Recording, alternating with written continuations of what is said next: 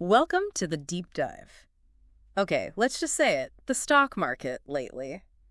It's felt a bit like being thrown around, hasn't it? Definitely. A real washing machine cycle sometimes. Exactly. And you see these huge one-day pops. That NASDAQ jump, what was it, 2.6%? Yeah.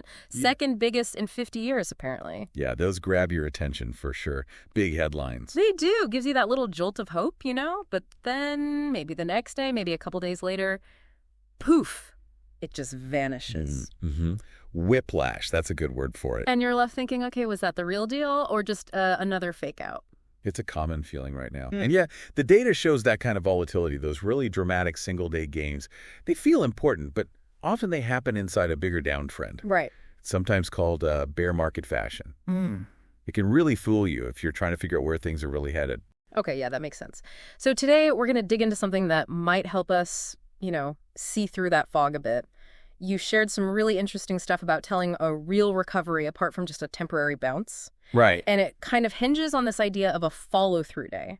So for all of us trying to ride this roller coaster without getting sick, what is a follow-through day exactly? Why is it important? Okay, so a follow-through day, or people will often call it an FTD, it's basically a technical signal. Think of it like an early warning sign, potentially, that a market rally might actually have legs, that it's not just going to fizzle out after a day or two. Okay, legs. I like that. Yeah. Sustainable, not just a quick hop. Exactly. It's a tool to try and separate those more sustainable moves from the really short-lived rebounds that just fail. Gotcha. So how do we actually, spot one? What are the specific things we need to look for in the market action?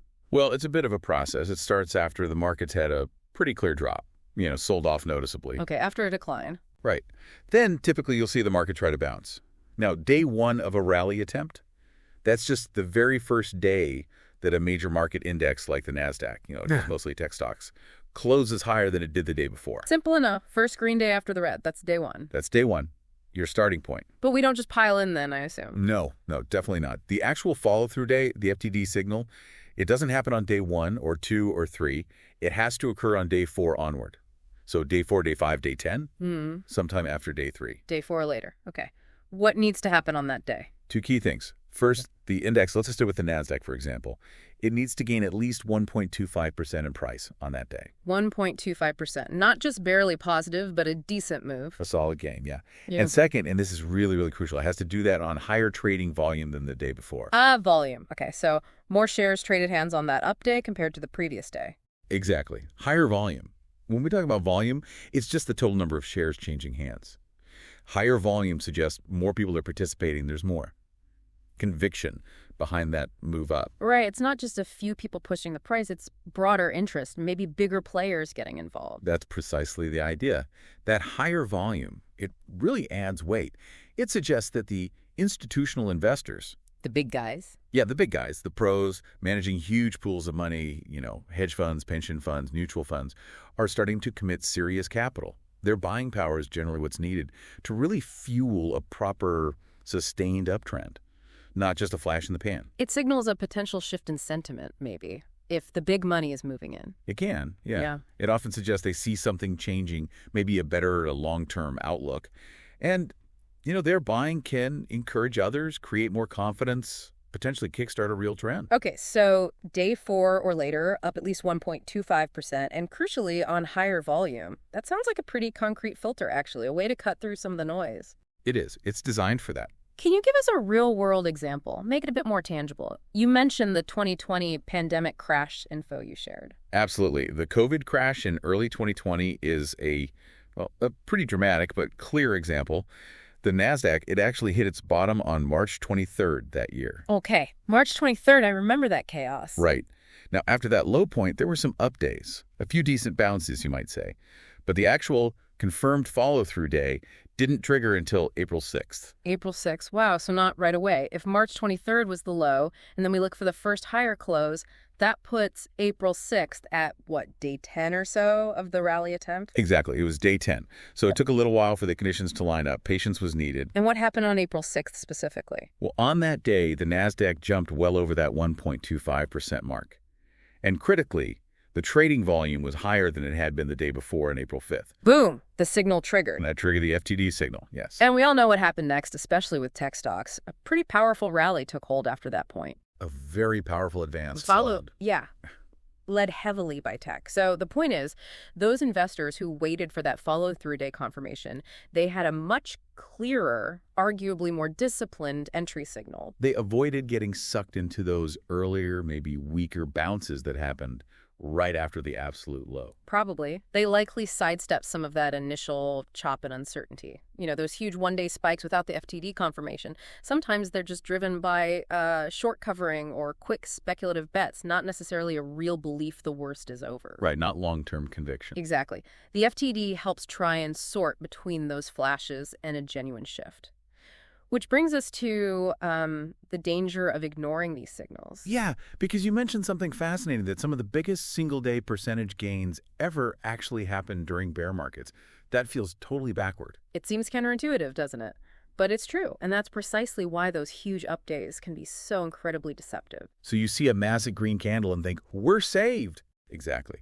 But without that follow-through day confirmation, the volume, the day 4 plus timing, those big gains are often just false signals. They're classic bear market rallies. They suck people in, then fizzle out. That's often what happens. They create a lot of excitement, maybe run for a few days, but they lack the underlying institutional buying power to really last. That's how. The downtrend just takes over again. So, lesson learned. A single monster up day, even if it's like the best day in years, that absolutely does not automatically mean a new bull market is starting. Not even close. A single day, no matter how impressive, isn't enough. You really need that volume confirmation, that sign of sustained interest from the big institutional players putting serious money to work. It's about the trend, not just the day. Precisely. It needs to be more than just a quick relief bounce after a short drop. It should signal a potential change in the trend backed by real capital. Okay, this really helps frame those big up days differently. Stops you getting carried away by the emotion of it when the bigger picture might still be shaky. But what if we do get a follow-through day? We see the signal.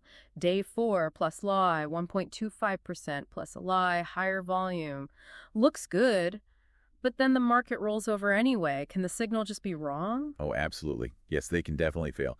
No technical signal works 100% of the time. The follow-through day isn't magic. It's about probabilities. Okay, so it's not foolproof. How do we know if one has failed? Is there a specific sign for that?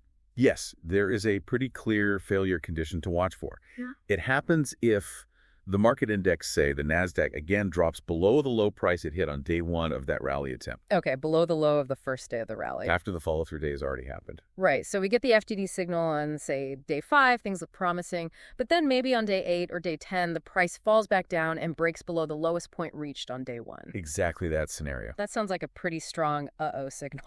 It is. It essentially invalidates the rally attempt. Think of it like the analogy used in the source material. Yeah. The FTD is like getting a green light to potentially proceed with more confidence. Okay. But if the market then breaks that day 1 low, it's like the market suddenly flashing red again and saying, never mind, false alarm. Right. The green light was premature? The rally attempt didn't stick. And in that case, the advice is to go back to a more defensive stance. What does that mean in practice? Pull back. Generally, yes. It means reducing your risk exposure. If you maybe bought some stocks after the FTD, a failed signal suggests the underlying weakness is still there.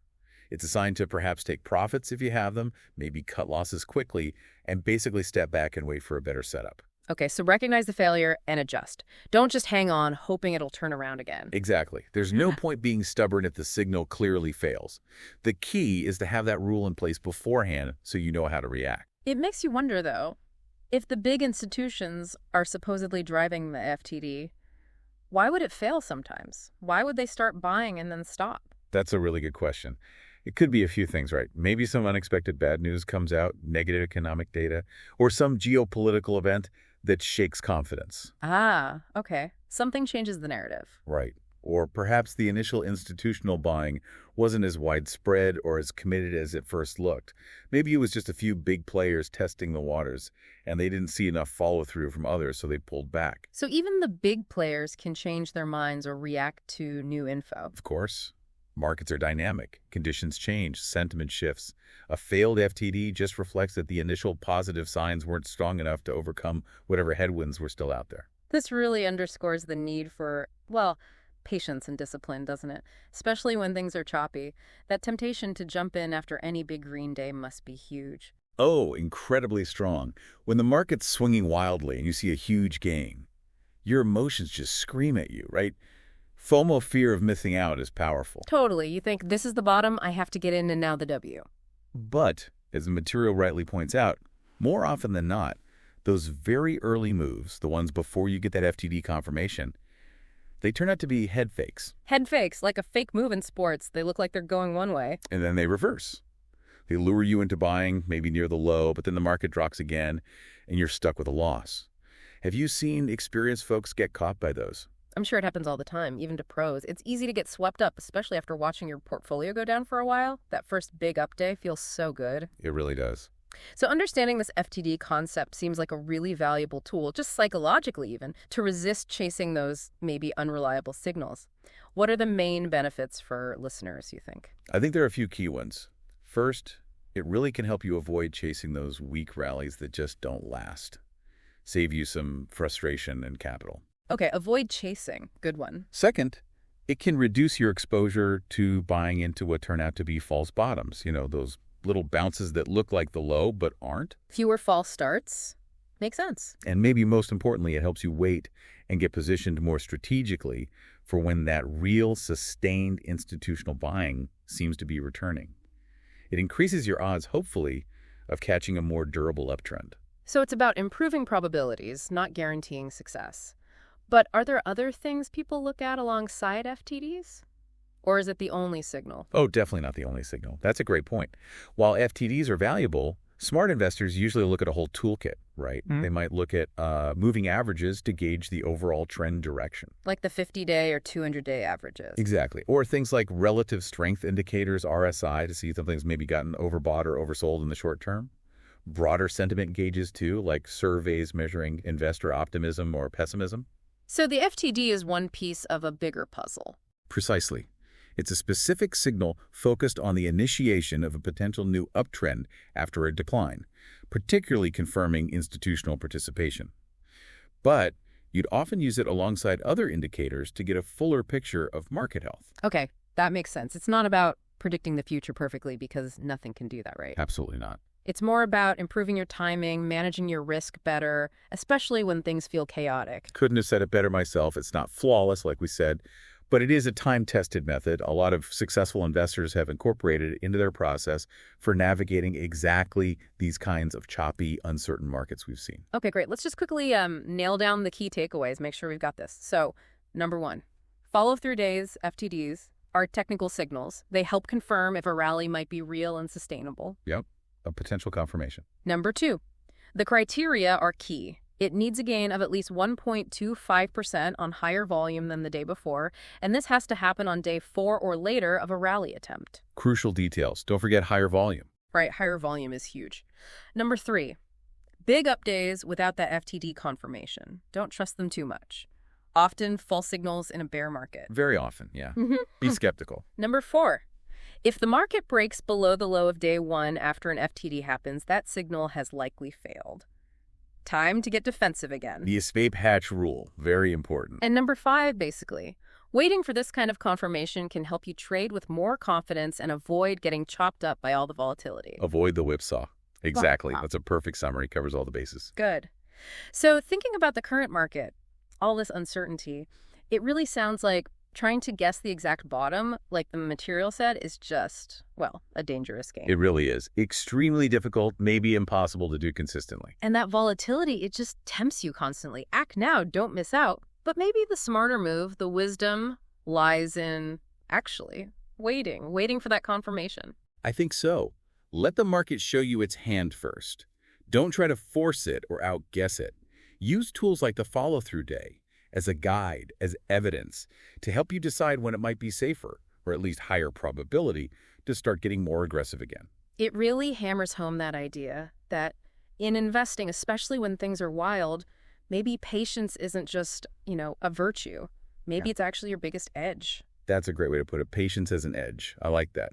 It's about letting the probabilities work more in your favor, rather than letting fear or greed drive your decisions. Definitely something to chew on as we watch these markets swing. Thanks so much. This was incredibly helpful in breaking down a really practical concept. My pleasure. Always good to dive into the tools that can help navigate these trickier times.